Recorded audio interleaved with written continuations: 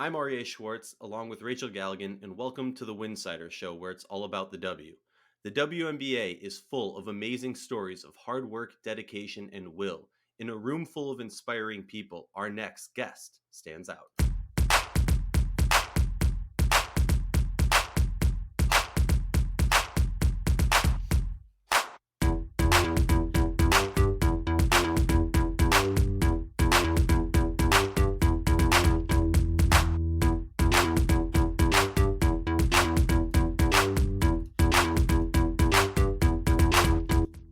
If you like our show, please consider joining our Patreon community, patreon.com/Winsidr. For less than a cup of coffee a month, you can directly show support for the hard work we do covering the W. And don't forget to see our staff's amazing written content over at winsidr.com. That's winsidr.com. While you're there, check out our overseas tracker. It's live now. You can see where your favorite WNBA players are all playing overseas, all in one place. It is an honor of mine to welcome our next guest to the show. Drafted in 2012 with the 23rd overall pick, but made her rookie debut in 2019 with the Washington Mystics. But now she is known for much more than that. Our next guest is Shey Peddy. Shey, welcome to the show. How are you doing? Thanks for having me. I'm well. How are you? Can't complain. Can't complain. So, if our overseas tracker is correct, well, I already know it is because we spoke a little before we recorded this episode. But you're in Turkey right now, and I'm gonna butcher the name of the team. Nezib Aid Nesibe. Aydin Nesibe Aydin. Nesibe. Okay, and Aydin. All right, I got to get better at that because I have some Turkish friends who'll be mad if I butcher that. How are you doing? How's your season going? The season's going really well. We're currently in third place. It's pretty much a shocker to a lot of people. They came from the second division last year, so it's their first time in the Super League. We were considered the underdogs to the beginning half of the season. We was able to, we lost to Galler and Finna the first half, and we kind of made a name for ourselves. Now, teams are respecting us. We have a chance to go from just trying to just stay in the top division to maybe making it, a little further in the playoffs, hopefully semis, and hopefully a chance at a championship. That's really cool. I always love those stories of the teams that kind of burst onto the scene and start intimidating the opponents. But take us to the beginning. I mean, not to drop your age, but you were a 30-year-old rookie a few seasons ago in the WNBA, rookie with quotation marks. But if you could share with us your story of how that came to be, because I know you were playing professionally for many years before that, but kind of take us to the beginning. How did this all start for you? Well, like you mentioned, I was drafted in 2012 to Chicago. I didn't make the cut. Then I went overseas to Israel, played that season, had a pretty decent season. And then the next year, Washington invited me to camp. I unfortunately didn't make the team that year either. And after that, I kind of just got discouraged. You play basketball, whatever sport or you love, and your dream is to make it to the top. And playing for the league has always been a dream of mine. To see my chances get cut from me 2 years in a row, I kind of just got defeated. Didn't think I would get another opportunity, and I was contemplating on whether I should just quit basketball, find a new career. And I debated for a while about, if it just wasn't for me, I'm not good enough. This is my time to prove to myself, and to the daughters that I could make it, and I didn't. But fortunately for me, I just decided to stick overseas.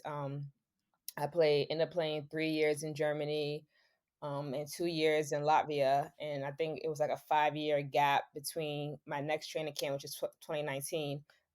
Before that, I had a good EuroLeague debut.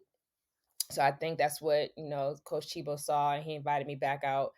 So I get to training camp again. I'm excited. And unfortunately, the last day, he's like, I'm sorry, but we have to go a different direction. We really like you, and we want to, people might be leaving for the European break that was coming up, so we might want to bring you back. And usually coaches say that all the time, like, we could bring you back. I've heard that before, so I didn't get my hopes up.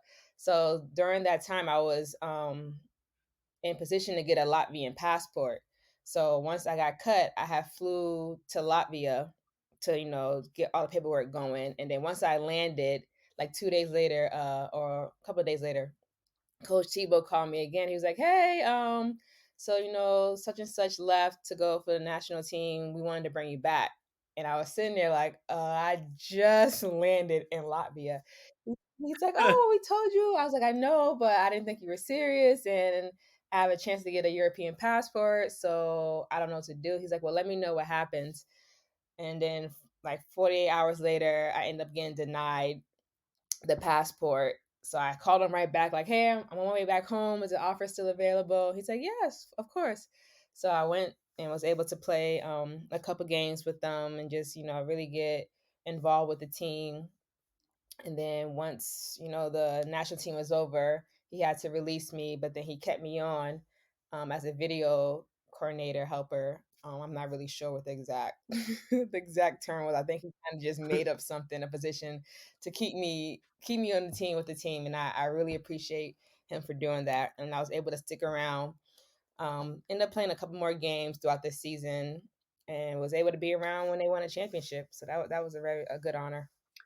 Obviously there's a lot that we can dive into and talk about in terms of just your professional career and the amount of players that grind for many many years overseas that aren't talked about or are working tirelessly for just even that training camp contract. I mean, your story is just incredible. But before we talk a little bit more about it, I want to ask about your younger years. Like, what was basketball like for you as a kid?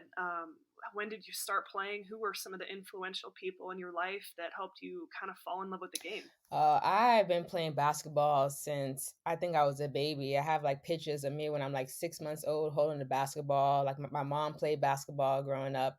My dad played, and just being from Boston, and I grew up in Mission Hill Projects, and it was a big basketball community. Like you either play basketball or you were in the streets doing something bad. So luckily for me, I had a lot of people around me just keeping me in the gym, staying out of the gang, staying out of trouble.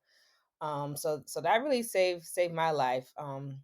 I really didn't grow up with like, oh, Michael Jordan's my favorite player or Larry Bird. Like I looked to the people in my neighborhood who I felt like were great players. Will Blaylock, he went to Iowa State. He ended up playing in the league a little bit for Detroit. It's like Tony Lee. He played at Robin Morris. So just for me, I call them, what we call them, hood legends. Like those are people I looked up to, who I wanted to, you know, copy, imitate their game. And then I just kind of stayed with it. And in high school, I went to a suburban school, which is predominantly white, which is a different change for me because in the inner city is barely any white people. All the public schools are, predominantly African American or, Hispanic. But just going out there and just having a change of scenery, learning about different cultures outside of my own, I think I was able to grow on and off the court. Like I went from like just a street ball player watching the N1 mixtapes, trying to, imitate all the crazy crossovers. That's pretty much a carry now, and just learning how to play in a system, structured basketball. And I was able to carry on and go to college. I was actually super proud to play for my former head coach, Tanya Cardoza at Temple. She's from Boston, and she used to play at UConn. So I used to Mhm. watch her all the time, just like even on the sidelines. Like that was like an awe for me. Like I really rarely watched the game. I would just watch the TV to be like, oh my, there goes Tanya. Like look at I know her, just to brag that I know somebody. And then Michelle Edwards, she played for the Cleveland Rockets, I believe that was the name. And her and my godmother are Yep. best friends, so she would drive me from Boston to Cleveland to watch her play. And I just felt like, Wow. oh my goodness, like I'm at a WNBA game. This is crazy. Like nobody's gonna believe me. So I would, and then after I'm able to get a picture because I know her. So I had like bragging rights on that. So that's pretty much where I started. Like, okay, maybe I can go for this WNBA thing. But I will say when I got to college, I kind of steered away from getting my hopes up with the league. I just knew I wanted to play basketball. So it's like, okay, I could focus on overseas because Temple wasn't, a big time name. It was a mid major school. And you really didn't see many players from the mid majors in the league. So in my mind, it was like, if you're not a top school or a top name, you're not going to make it. But luckily, my coaches stayed on me. We worked hard, and I was able to get drafted. So I do thank them for that. Real quick, is just to get the timeline right, this is the post Don Staley Temple era, correct? Oh, yes, yes, she, I think she left maybe 2 years before I got there. I had just missed Okay. the era, yes. Yeah. Okay. Just you would have been part of her players tree. I'm a sucker for mid-major basketball, having played and coached in it, as you know. I just, and I love a good mid-major to WNBA story. It's one of my favorite stories. So I have to commend you for that, as someone who has seen it on all levels. But I want to talk about your recruiting process, just real quick. I mean, what was that like for you? Were you highly recruited? Were you kind of under the radar? What ultimately kind of led you to make the decision? It was Wright State originally, and then Oh, and yeah, then yeah, Temple. Am I correct? Okay. yes. Yeah. So Yeah. what was that like for you? It was different. I'm not sure how high of a rank I was, but I was getting a lot of mail from different schools. Just sent it to my house, to my high school, and it was a bit overwhelming. But for me, I really can't explain what was going through my mind, but I would make official visits to one school, this school, and then the day of me trying to fly out, I would just get an anxiety attack, and I didn't go on the flight. And then Wow. my mom's like, okay, well, now you can't do this again. So then the next school come around and I'm like, oh, they don't want me for real. They're not going to take me. Like, the girls are going to hate me. They don't want me to be at their school. So I didn't go. So I didn't have any guidance. It was something new for my family, for people in my community. Like, nobody walked me through the recruitment process. So in my mind, I don't have to go. Like, I'll just push it off. And then slowly but surely school started recanting, not sending me visits anymore or letters. So it came down to Providence and Wright State. I initially was gonna sign with Providence, but after talking to my family, they're like, "Oh, we want you to get away from this New England area." So I ended up going to Wright State, which is in Ohio. I had a pretty solid freshman year. Won a lot of awards, but in my mind, I felt like I wasn't being challenged enough in the Horizon League. And so I decided I was supposed to leave, and my mom's like, "No, you can't leave. Like, that's not professional. You're supposed to, like, made a commitment. You got to stick it out." So my second year was just tragic. The sophomore slump hit me hard, whether it's because I didn't Wow. want to be there or it was really a sophomore slump. I just played terrible, and I told my mom, like, "I'm sorry. I can't do this anymore. Like, I'm falling out of love with the game of basketball." And she's like, "I understand." So during that time, Tanya Cardoza had, got the job at Tempo. And I knew once she got that, if she was just told me, I got a spot for you, you're going to come. So I committed. I didn't even go on a visit, never been at Tempo. I just knew it was in Philly. And once the season was over, I went straight to my coach. It's like, "Hey, I'm sorry, but I have to leave." And they understood, like, they understood where I was coming from. So yeah, I left Wright State and then I ended up at Tempo, and it was the best decision I made. Wow, I first of all, if no one's ever told you this before, you're a great storyteller. I really enjoyed you brought me into it. I was feeling the vibes of it. Well, fast forward many years. Well, not many, but a few years, and now it's 2020. The Wubble season comes to be. I- if you're okay with it, tell us your story of went down there. I mean, you were with the Mystics. They cut you. You signed with the Mercury team that, at least in my opinion, had a clearly larger upside for this season. And, not to spill tea left and right, but there was quotes that were out there from Coach T venting some frustration about went down there. And I don't think it's fair that we haven't been able to hear your perspective on what went down. And too often the narrative isn't created by the player. So I want to give you an opportunity, if you want to express kind of what went down in undoubtedly the craziest WNBA season of all time. Well, yeah. Well, sometime before the season started, Coach T, he had called me, and I thought he was just, giving me a time and date to come down for the championship ring ceremony. He actually offered me a spot on a team, which is refreshing because previous times you get a training camp contract and it's like so much pressure to to be perfect. Like you feel like one mistake or I'm gonna get cut, and you start overthinking and you stressing Mhm. out. So it's the first time I was able to go into a training camp session knowing that I'm already on the team, So that felt good. I get there, I was super excited. I was semi in shape. COVID had just started. Wasn't many gyms open, but I was trying to just like run outside just to get my conditioning going.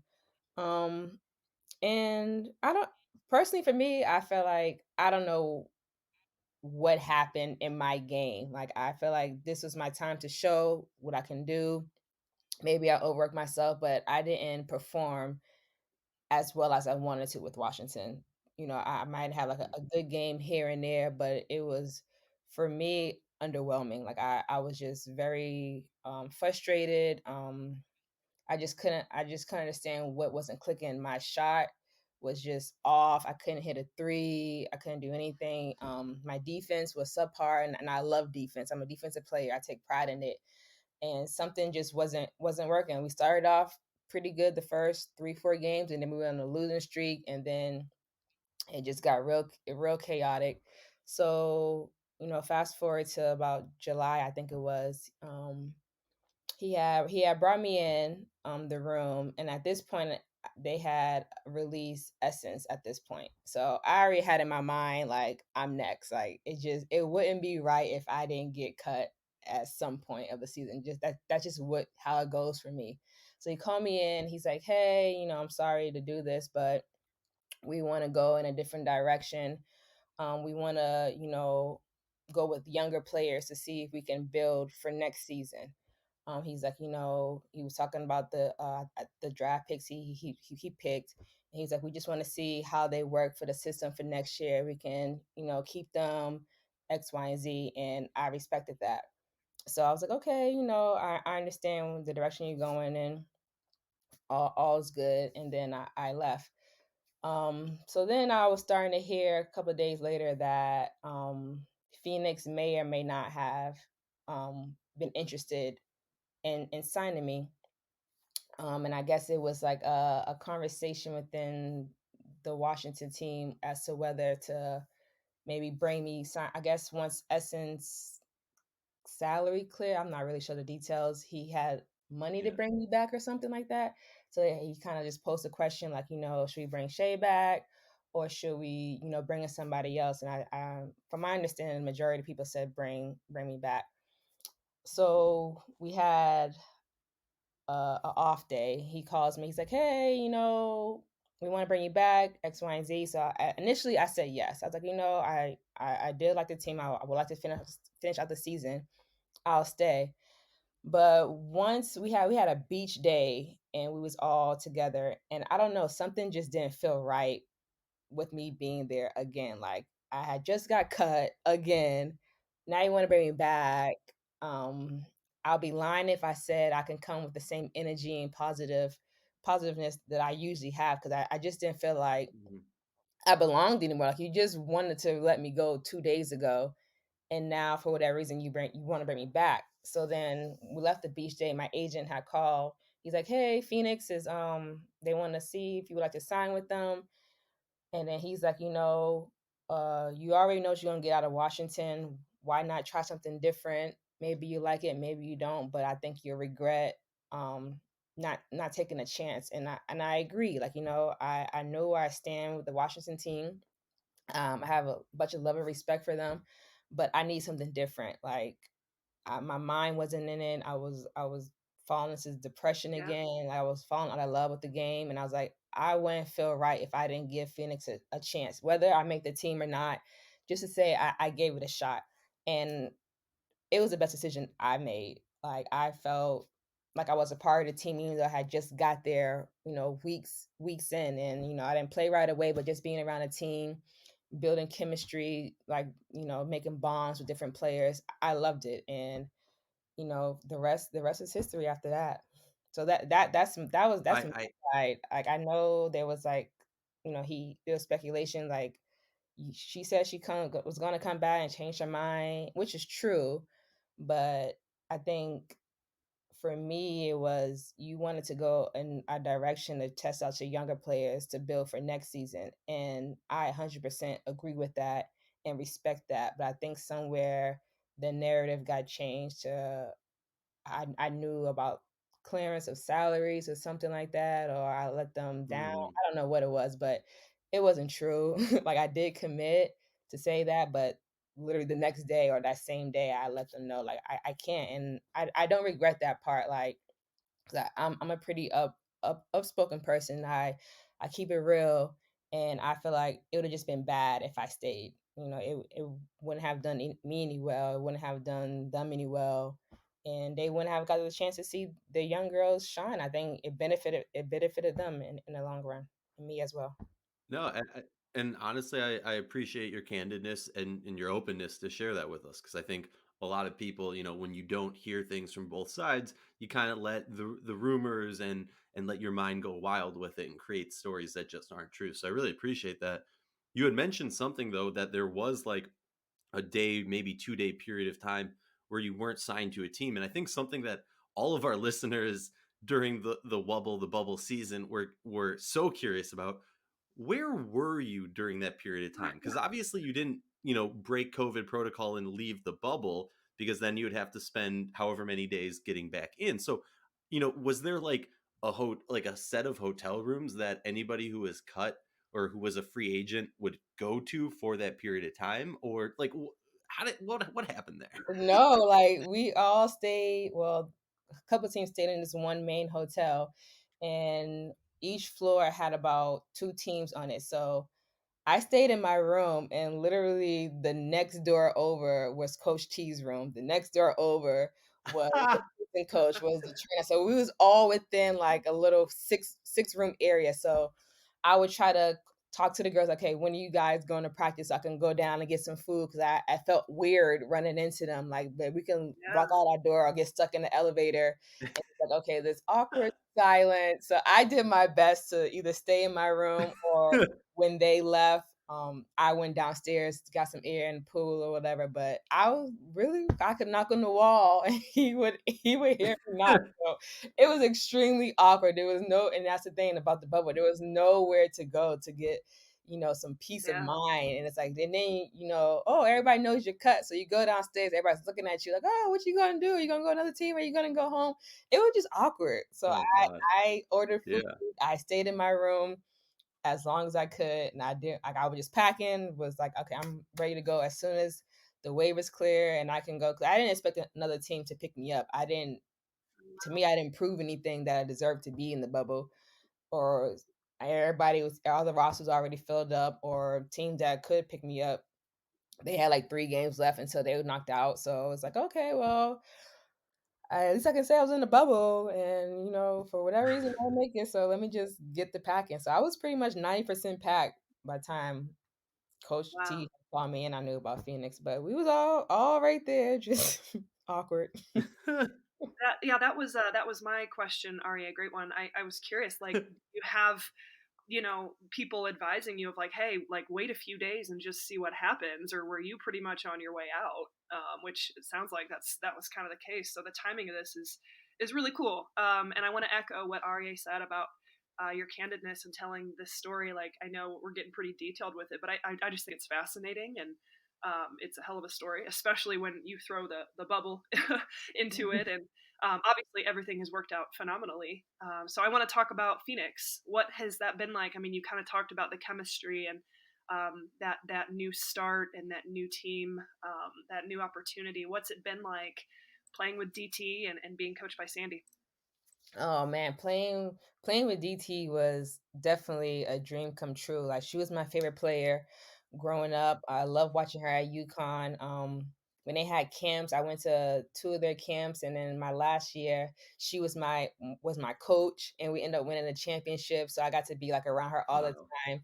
So it was awesome in that aspect. And then now I'm able to call her a teammate and can talk to her and not feel like, oh, I'm just this weird 31-year-old basketball player underneath you. Like, hey, now I can ask you about things, and just like getting her advice. Like I was in a shooting slump. I was telling her like, I'm in a shooting slump, and she was just like, just keep shooting. Like that's my only advice. Keep shooting, and just being around her and just seeing how real she is. She works hard. her approach to the game and her confidence. Like her confidence is unmatched. I wish I had the confidence she has, which is why she's probably the great player she is right now. So that was just, I don't think I could put in the right words to say how that felt being her teammate at that moment. And Coach Sandy, she was great. She was really welcoming. She let me know that, we're not really expecting too much from you. Don't feel like, you have to come in and score this amount of points and do this. Like, you're new, it's a transition. Take your time, get to learn the plays, the system, and then, take it day by day. And that helped a lot. Like I felt relaxed. Like I'm like, okay, there's not much more I can do wrong. They already got their offensive scoring power in Sky, and I think Bria had got injured by this point in DT. So I was like, I'm just here do my job, bring some defensive and aggressiveness to the team and just take it one day at a time. So it was a great experience. The girls were great. They welcomed me with open arms. I knew Shatori because we played in Washington, so that kind of helped having somebody you already know. I played against Bria in EuroLeague and MBG, so it was a good moment.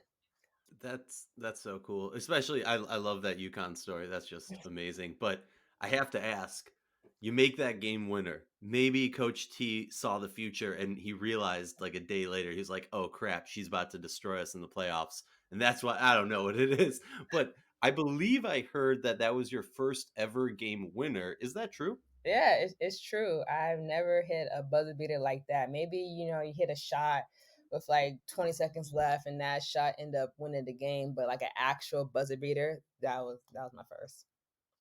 I mean, that's like being a kid on the driveway, or on the blacktop, just 5-4 shooting it. Did you keep any memorabilia from that game? Did you keep the ball? Like the joy. I think that was one of the most honest interviews I've ever seen in a post game Oh, interview.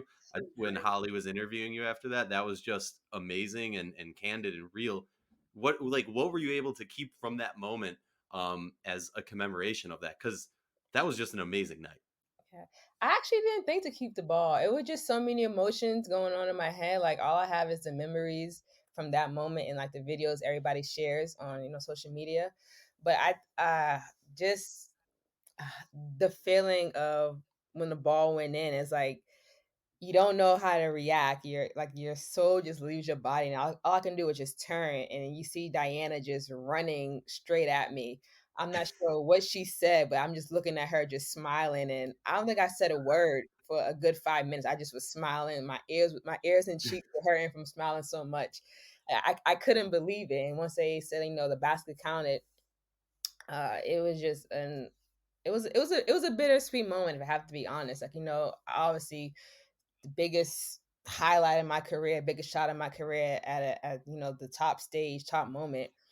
But even though Washington let me go, I think I did owe a lot of me being there because of Washington. If he didn't bring me back to the bubble or let me stay with them last season when they won, I wouldn't have been in this moment. So it kind of felt off. Not it kind of felt bad because it was against them. But then you switch it around. You think of everything I've been through and went through, and it just wouldn't have been the highlight or the epicness if it wasn't against them. So they're gonna be so mad. It's a story. It's definitely a story that should be turned into a movie at some point. Just saying.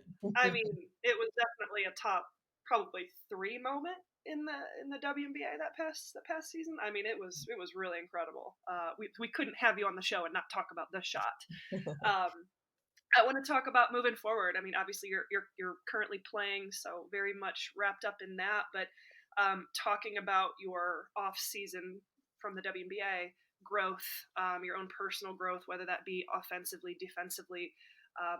Where's your mindset with that, and how are you approaching this period of time headed into the spring? Um, at this point, I'm just trying to get my body right. Eating better, taking better care of my body, trying to do yoga. Like I was never really a big stretcher, but I realized, as I climbed that age ladder, my body doesn't move the way it used to. So I think for me, it's really learning. what works for me. And then on the court, getting my shot right. You know, I had tennis elbow for a long time, and it got worse in the bubble in the beginning of the season of Turkey. It really got bad, so I was able to get some treatment on that. And we have a lot of breaks, so it's able to heal. So now that I'm feeling comfortable in my shot again, I think my overall offensive game is starting to flow. Um, Defensively, I feel like I'm not really sure how once you hit a certain age how you can practice defense. It's either it's a pride thing. Either you got it or you don't. So I think my defense is where it needs to be. Obviously, you know, it could be better. It will be better, but for me, I'm just working on different situations. I come off a pick and roll, working on my mid range game, and just trying to keep my conditioning up and getting in the weight room. I did realize when I got to the bubble, a lot of the girls were very muscular, stronger than me, and I'm a pretty thin thing. So I think I'm in a weight room now, just trying to build some muscle, get some strength back. So I'm 100% once I get to the bubble. Awesome. I do want to ask you before we get to some rapid fire. You know, we've talked a lot about your story, your journey, all the things. You have a really unique outlook. What advice would you give to a young girl who has dreams of playing professional basketball or even making it to the WNBA? It might sound cliche, but I would say don't give up. Like if you have a dream and you want something and you're passionate about it and willing to put in the work, the long hours, whether through the good and the bad, stick with it. Don't let people who's not in your circle tell you you can't do this because you might be too small, or you're not going to a top school, or you don't have this name, you know, to throw out there. It doesn't matter. Like I think now you'll see a lot mid-major girls in the league. Everybody has their own story. People are going undrafted, making the league, getting MVPs. So just keep working. Like, but you have to want it. You can't. Somebody can't want it more than you want it. If you're not willing to sacrifice your summers, hanging with friends, going to parties, you know, stuff that normal people who don't play sports do, then it's not for you. Like to get to this point, you have to really grind and sacrifice a lot that you will never able to get back, but it'll be worth it if this is what your dream is and it's what you truly want. So just don't give up, work on your game, and just go after it. Love it. Well, we always like to do rapid fire when we get to speak to players, and we put rapid fire in quotes. Don't feel pressured to answer in a rapid form because sometimes these questions aren't the most rapid fire questions, but we try. Um, what is your go-to pregame meal? Ooh, spaghetti. Oh, okay. With a sauce or just like Oh, plain butter spaghetti or something? marinara sauce and some mozzarella cheese for sure. Definitely gotta have spaghetti. Okay. Okay. Favorite country to visit, not play in, visit. Ooh, Greece. I went to Santorini Oh, about 2 years ago and loved it, and now Greece is definitely my go-to spot. adding that to the list. Do you have any superstitions regarding your game? I know some players always have to use their left hand to drink the water bottle or the Gatorade. Some players have to tie one shoe before the other. Do you have any superstitions? No, not really. Yeah, no, I don't have any superstitions. I just go with the flow, whatever the day feels like. Honestly, it's more interesting when people don't have superstitions because I find that more rare than the people with superstitions. So that's cool to hear. Um, Normally, we ask toughest player you've guarded in the W, but because you have such an extensive overseas career, I want to open it up to toughest player you've ever guarded in your life. And you can, hey, you can even go back to the blacktop days when you're growing up. Toughest player to guard. I would have to say, as a guard position, I would have to say it would be Yvonne Turner. We played against each Ooh, other in EuroLeague, and her quickness and her first step really is really special. And that was a tough matchup. I think she beat me beat me both games. So yeah, I'll definitely give the nod to her. Hopefully we see her back in the W soon and she's healed up. What song do you have on repeat right now? We've stumped her with the music. Wow. I currently am listening to Damage. Damage by her. That song is on repeat. Okay. All right, there we go. And now our last question, it's not rapid fire at all, but you have a great overseas career. Can you just tell us when somebody says, you know, playing basketball overseas, do you have a crazy story that comes to mind? We've heard some horror stories. We've heard some, I don't know what the opposite of a horror story, like a heaven story. I don't know. But do you have any crazy overseas story that pops in your mind when we say crazy overseas story? Crazy overseas stories. I've had some wild experiences. Like I've gotten to a bar. I got into a fight. It's probably not a great story, but it was just funny because I had it was me and another teammate, and we ended up getting in a fight against four other guys. Details really don't matter why that fight started, but we got into a fight, and then the bouncers, out of all six of us, I'm the shortest.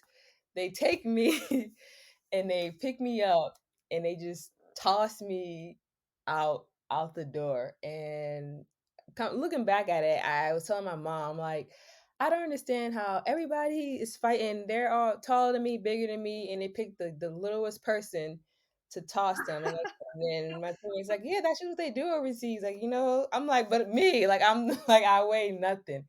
And I don't know why. That's just like I still can't believe they tossed me like I was just food in their teeth. They just pick out and just fuck me across across the I'm It was I'm imagining the scene from Fresh Prince of Bel-Air when yeah, Uncle no, Phil would yes, throw just Jazz like out. that. Like they swung me one way and they just let me go. And then I'm just sitting there as I'm floating through the air, like I'm about to hit this ground really, really hard. And I did. And everybody got the cameras out and recorded me. I'm like, this is so embarrassing. That's probably my craziest overseas story. Well, thank you so much for sharing that and for honestly your candidness throughout this whole interview. We really appreciate you. Wish you not only the best luck in the rest of your season in Turkey, but also in the upcoming WNBA season. And hopefully we'll get to see you in person and all this COVID craziness will be done and the WNBA season will be in full form this coming season. Thank you so much for your time. Thank you for having me.